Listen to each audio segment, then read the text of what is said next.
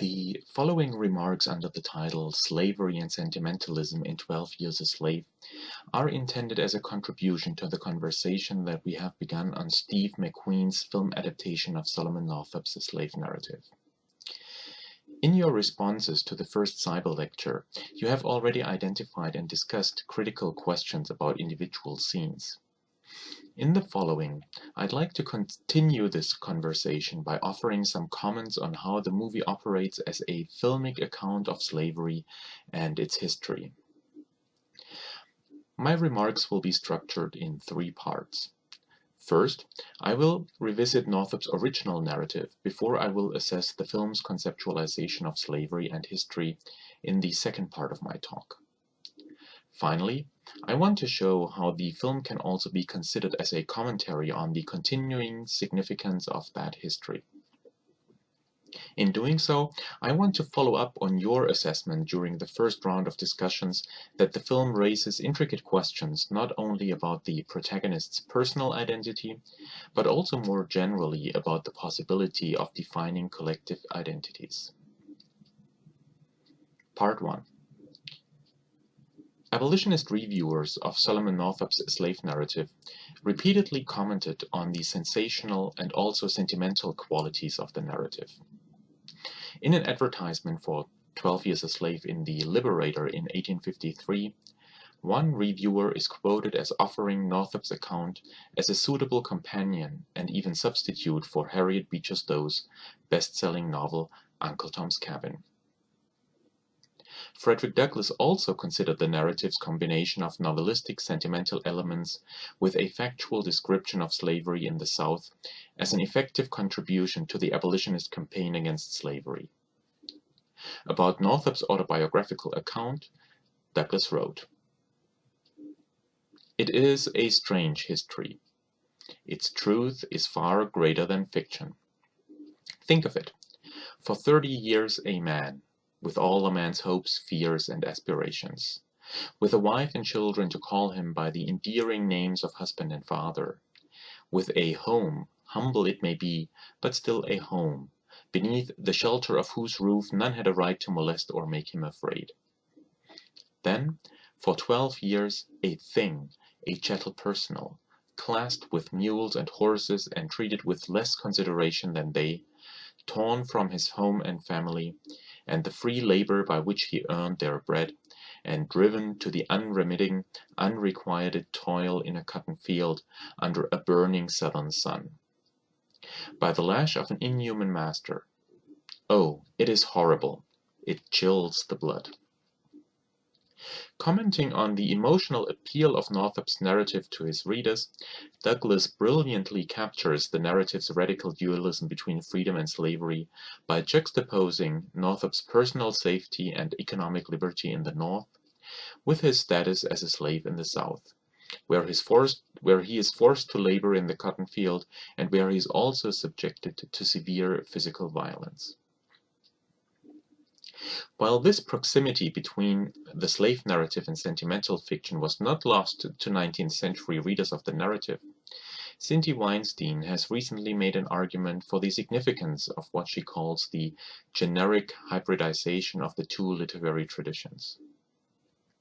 Despite some obvious differences, Weinstein observes, Northup's 12 Years a Slave also includes classic sentimental themes, such as the protagonist's separation from his wife and children, his name changes, his ultimate arrival at a place of security and peace, and his reunion with his family.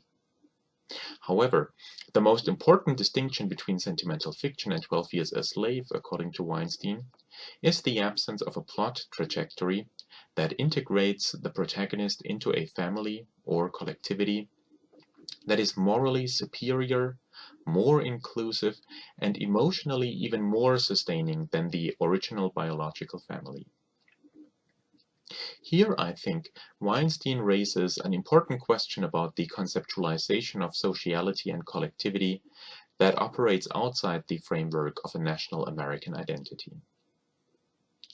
As the concluding chapters of the narrative show, Northup not only yearns to be reunited with his family, He also seeks justice in court and thus recognition as a free citizen, which he is denied in the end. However, what is significant in Northup's narrative is that both argumentative strategies, sentimental and legal, basically go hand in hand. From an abolitionist point of view, the sentimental vision of integration into a better and morally superior family would of course consist of the symbolic inclusion of a former slave as an equal citizen into the collectivity of the Republic. At the end of the narrative it becomes clear, however, that such a conflation of the nation and the family basically remains impossible. Turning to the courts after his return to Washington, D.C., Northup's testimony is not admitted on the basis of his race.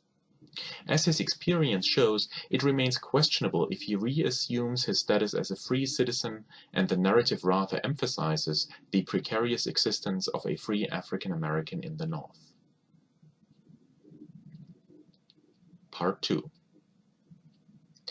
While the sentimentalism of the original narrative also offers itself as a frame for its adaptation in a 21st century feature film, Steve McQueen's 12 Years a Slave counters the sentimentalist plot structure with scenes that seem to offer an anti-sentimentalist argument in depicting the complicated relationship between Solomon Northup and other slaves. In the movie, Northup is also characterized by his sentimental yearning for his wife and children. As the film makes clear, however, his response to his separation from his family differs markedly from how Eliza reacts to her separation from her children. Confronted with Eliza's emotional distress and excessive weeping for her children, Northup distances himself from her behavior and refuses to succumb to a similar depression. In a similar manner, Northup also refuses to follow up on Patsy's demand to kill herself. While the film thus addresses the dangers of a sentimental view of slavery that can also result in passivity and melancholy, this problematization of sympathetic identification also undermines other possible relationships between Northup and other slaves. During his passage to New Orleans, for instance, Northup neither joins an effort to resist his captors violently, nor does he wholeheartedly object to the demand to keep silent and submissive. In this scene on the ship, his emotional attachment to his family nevertheless inoculates him against desperation and melancholy. Also, in his confrontation with Eliza, Northup not only distances himself from Eliza's emotional distress, but even starts to defend Ford as a benign and possibly benevolent master, which only increases his alienation from Eliza. As I want to propose, the film not only renders the possibility of solidarity between the slaves as almost impossible. This aspect in the movie attests to a general absence of a shared sense of community among slaves, which resembles the conceptualization of slavery as social death. In Orlando Patterson's comparative historical study, Slavery and Social Death, enslavement is described as a depersonalized form of existence that puts the slave into a paradoxical position. The slave is a member of the society which enslaves him, while he is simultaneously confined to an extra-legal and extra-social place, where he is also separated from his personal past, as well as from the collective history of the group to which he formerly belonged. Returning again and again to a similar conceptualization of American slavery, I argue, the film presents a rather problematic intervention into an ongoing critical discussion of how the history and legacy of slavery should be conceived and remembered. The film's depiction of slavery as social death is probably best exemplified by the film's most graphic display of physical violence, when Northup is strung up and literally hangs in limbo between life and death for several hours. This iconic scene in the film is not only remarkable for its duration, but also for what is shown to be going on around Northup. In the background, we see other slaves emerging from huts, going about their business. The overseer and the mistress are shown to be watching the suffering slave indifferently from the distance. Even the merciful gesture of being handed a keg of water underlines Northup's total isolation and dependence, as this act of kindness does not fundamentally alter his situation. In the end, it is his master, Ford, who cuts the rope with a swift stroke of his machete, which again underlines the centrality of the master on whom this slave is utterly dependent. At the same time, the scene also demonstrates how slavery prevents the creation and maintenance of a communal life among slaves. As appealing as the film's conceptualization of enslavement as social death might be, Vincent Brown has recently warned against a common confusion about viewing slavery as social death. In his original definition of slavery as social death, Brown argues, Patterson describes an ideology that sanctions slavery, and not the actual experience of the enslaved. According to Brown, an important consequence of confusing these levels in writing the history of slavery is a problematic limitation of the historical experience of slaves. Taking at face value the idea of a social death, histories on the screen or the written page are likely to overlook and downplay the significance of the various forms of resistance offered by slaves, as well as the sociality and reciprocity among slaves. In fact, I would suggest that the film adaptation of Northup's narrative suffers from overstating the oppressive character of slavery by relying too much on a depiction of slavery as social death, which leads it to overlook or downplay the existence of a communal ethos among slaves as well as a vibrant slave culture. In this sense, I maintain, the film offers a vision of slavery that differs significantly from Northup's narrative. Part 3. As a comparison of the historical narrative with its filmic adaptation shows, Northup's narrative uses the sentimental strategy of dramatizing the absence and violation of the nuclear family by combining it with his demand for full citizenship rights. While his legal attempts to hold his captors accountable largely fail, Northup is finally reunited with his family. At home, he not only finds solace and emotional support, but also the first listeners for his experience. As he writes, when the violence of our emotions had subsided to a sacred joy, when the household gathered round the fire that sent out its warm and crackling comfort through the room, we conversed on the thousand events that had occurred, the hopes and fears, the joys and sorrows, the trials and troubles we had each experienced during the long separation.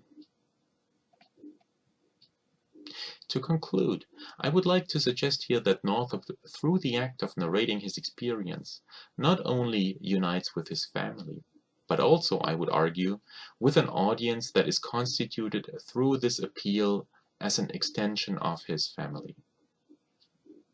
The narrative's sentimentalism thus crucially relies on sentimentalism for its conceptualization of a larger collectivity beyond the biological family, and sentimentalism thus remains an important tool for conceptualizing sociality and collectivity in the original narrative.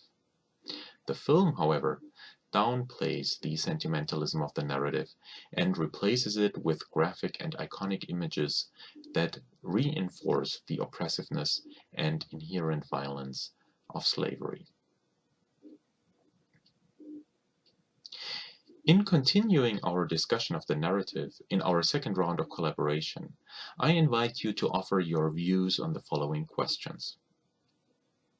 Would you agree with the view that the film tends to overlook the possibility of resisting slavery, not only violently, but also in the form of a more subtle day-to-day resistance?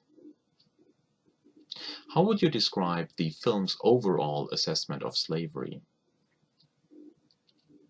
What does the film offer as being slavery's legacy and its significance for the 21st century? I'm looking forward to your replies to one or several of these questions. Please feel free to enter into a discussion on these questions by offering remarks or replies to what other students have posted on the discussion board as well. I'm looking forward to reading more about your thoughts and ideas.